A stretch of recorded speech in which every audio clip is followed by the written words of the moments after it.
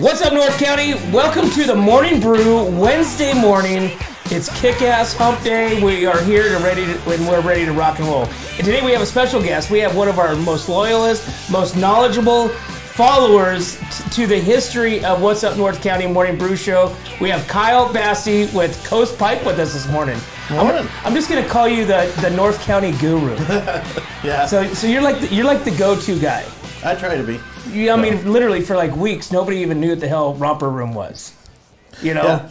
No, and I kind of like remember it a little bit, but then it was like re-looking it up and watching some of it, and I was like, oh, yeah.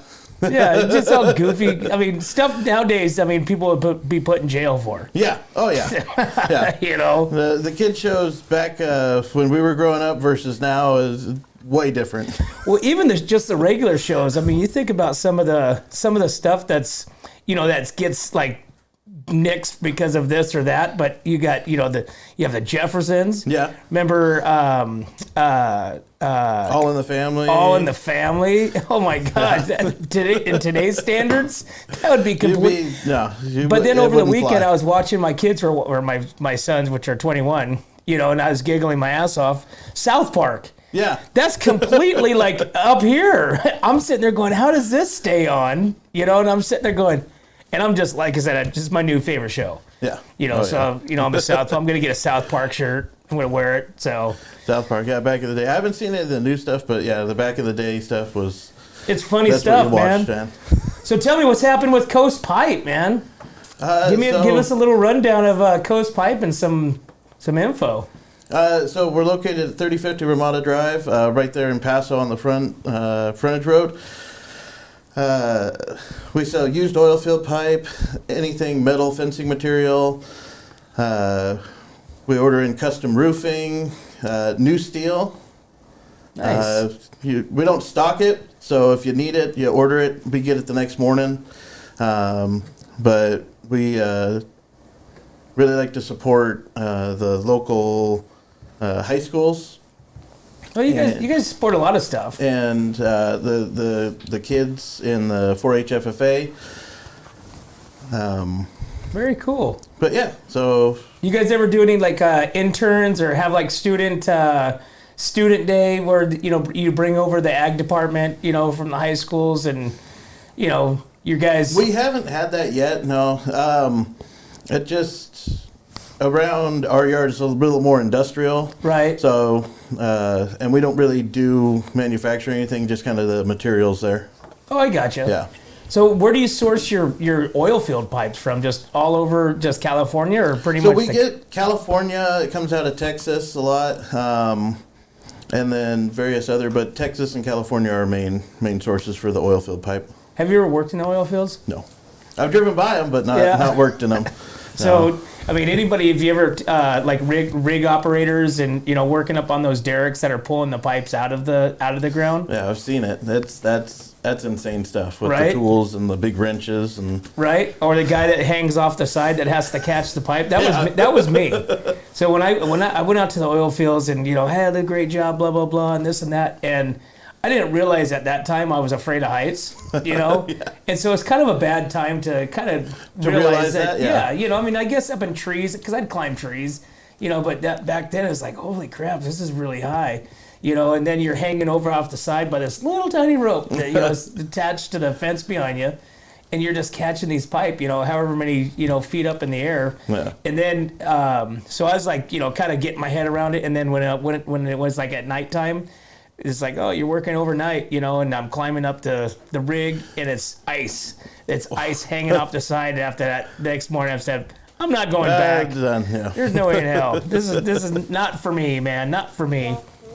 Hey, that's not nice. But yeah, that's crazy stuff. But yeah, that's cool, man. I mean, you guys have a lot of stuff. You guys support a lot of the, events going around. Like we got the Creston Classic Rodeo coming up this weekend. You got the Break a Wave. You guys saw you guys are sponsoring that. Yep. I mean, you guys, I see Coast Pipe all over the place. Yep, the Cal Poly Rodeo. Both our owners, big supporters, and went to Cal Poly. Oh, nice. So we really support Cal Poly and the rodeo program there. And Ben down there has done really great with that. Right. Just expanded it.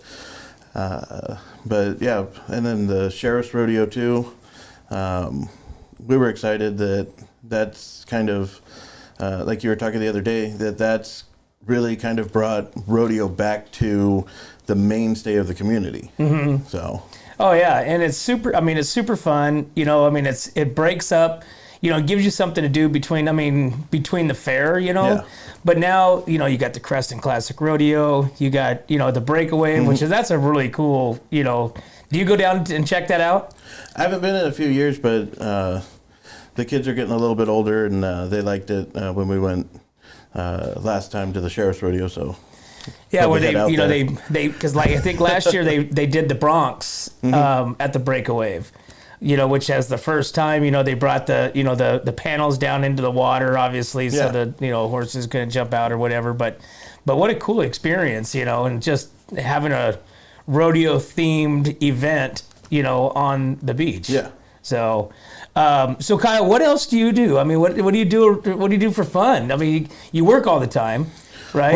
Work Monday through Friday, and then I see you got a photography. You're doing some snapping. Really got more into it this past year. So I've been posting. Have Western Coast photography is what I call it, and just post pictures of our travels that we've gone to Vegas, Oregon. We like to travel to Oregon a lot. Mm-hmm. My aunt lives up there, but we've been going up the coast since I was like 5 years old.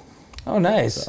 And so you obviously drive up there. And we drive up there with the trailer and camp for as long as we can, usually about 2 weeks. But oh, really? Yeah.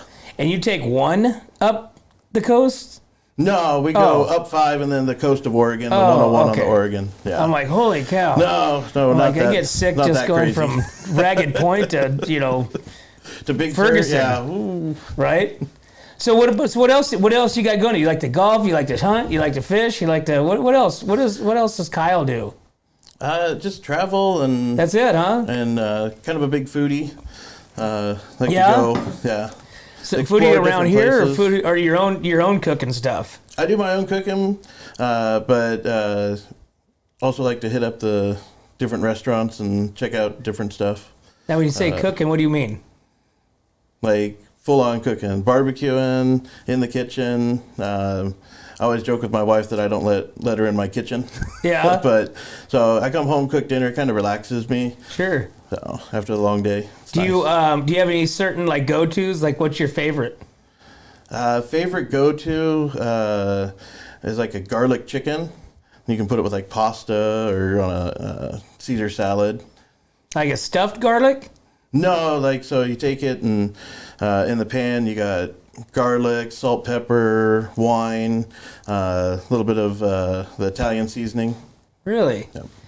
Have you ever used heifer dust? I have not used heifer dust. All right, you got to try that. Yeah? Yeah, you got. I'll get you a bottle of heifer dust. So it'll be a new go-to for your barbecues. Yeah. So on smoking, do you do any smoking? Not as much smoking. I mean, we have Traegers, but we don't really like go for the smoke. The long smoke. Like my brother and I always say, "Oh, we're gonna do a brisket one of these days," but we haven't made it there. We got the tri-tip. We got the pork chops and the pork loins. It was funny because I was on, we always waste time on social media. You sit there and next thing you know, you're like, oh, am I going to do it for 5 minutes? And next thing you know, it's an hour, because you just whatever. But I'm on this Texas barbecuing group, right?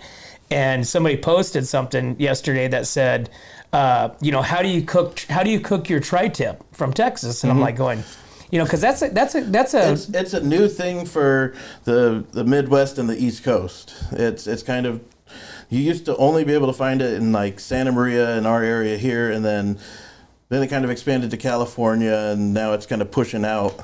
It's because everybody's moving. Yeah. Everybody's moving from here, and they're heading to Texas.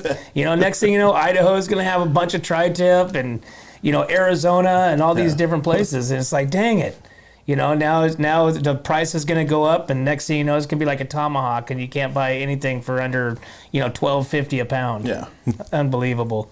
Yeah, I was sitting there, so I was reading through the things, and people were, their comments were, pretty comical because they're real big into glazes and bases and stuff in Texas for some reason. Instead of just a standard old, seasoning. Yeah, that's it. But I mean, they're like, oh, you marinate it, and all these different things, and I'm kind of giggling, going, okay, and some of them had what was it? It was like a pineapple, or it was a hickory glaze, some sort of base, and I'm like, ew, I'm thinking to myself, going, you're killing it. But Hey, Randy. yes. I don't